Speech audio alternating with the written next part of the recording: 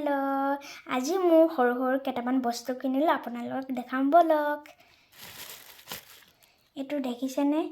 মোৰ স্কুলত মাৰি যাবলৈ হ'ব কলাৰবোৰ আৰু এইফালে কাজল মোৰ মা কাজল সদায় ভাঙি দিওঁ যে সেইকাৰণে মোৰ মা এক্সট্ৰা এডাল কিনি দিলে আৰু এইটো খুলিয়ে থাকিলে মই খুলি দিলোঁ